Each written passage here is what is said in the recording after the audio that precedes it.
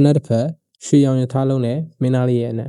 ဒါဟာစင်ဒရဲလာလို့ပြောလိုက်ရင်လူတိုင်းမြင်အောင်ပဲပုံရိပ်တွေပါဒါပေမဲ့ဒီပုံမြင်ရဲ့မူရင်းဇာတ်လမ်းတွေကတွေးဆွခဲ့တယ်ဆိုတာတင်သိပါသလားဆန္ဒတစ်ခုပြေဖို့အတွက်ခြေချောင်းတွေကိုဖျက်ပစ်ခဲ့ရတဲ့အထိရက်ဆက်ခဲ့ရတဲ့အမှန်တရားတွေဒီနေ့မှာတော့စင်ဒရဲလာရဲ့မှောင်မိုက်တဲ့ Dark Theory အကြောင်းကိုပြောပြပေးသွားမှာပါဒီစနီကားထဲမှာတော့စင်ဒရဲလာရဲ့အမတွေကဖနက်ကိုအတင်းကျပ်စွတ်ကြည့်ခဲ့ပေမဲ့မတော်ပဲပြီးသွားပါတယ်ဒါပေမဲ့1812ခုနှစ်က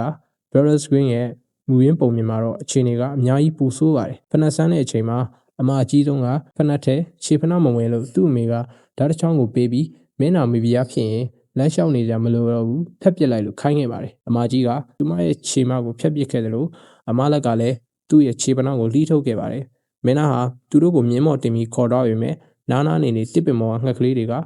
ဖနက်ထဲမှာတွေးတွေအပြည့်ဒီတယောက်ကအစင်းမဟုတ်ဘူးလို့အော်ဟစ်သတိပေးခဲ့လို့လားလူတက်မှုကိုတီးခဲ့ရတာပါ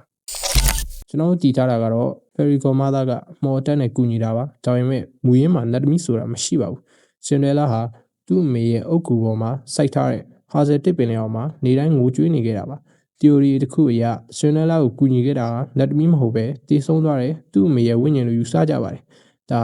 ချစ်ချင်းကြောင့်ကူညီတာထက်ပိုပြီးလေးနက်တဲ့အမှောင်ပချမ်းရှိနေပါတယ်စင်ဒရဲလာရဲ့အောင်မြင်မှုဟာမော်အတန့်ကြောင့်မဟုတ်ပဲတည်ဆုံးခြင်းနဲ့ရင်းနှီးရတဲ့အပေးယူတစ်ခုဖြစ်နေနိုင်တာပါစသိမ်းမှာလည်းစင်ဒရဲလာရဲ့မင်္ဂလာဆောင်ကိုလာတဲ့အမနှစ်ယောက်လုံးကိုအဲ့ဒီတစ်ပင်ကငှက်တွေက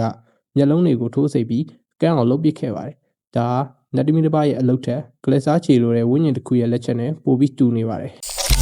စိတ်ပညာရှင်တချို့ထုတ်ထားတဲ့ theory တစ်ခုကတော့ပိုပြီးလက်တွေ့ဆန်ပါတယ်စင်ဒရဲလာဟာသူ့ဖေတည်ဆုံးသွားပြီးတဲ့နောက်မိကျွေးရဲ့နှိပ်စက်မှုကိုခင်ရလို့စိတ်ကွေးယောဂါကိုခံစားခဲ့ရတာဖြစ်နိုင်ပါတယ်သူမြင်နေရတဲ့စကားပြောတတ်တဲ့ကြက်ကလေးတွေငှက်ကလေးတွေနဲ့နတ်သမီးမယ်တော်ဆိုတာ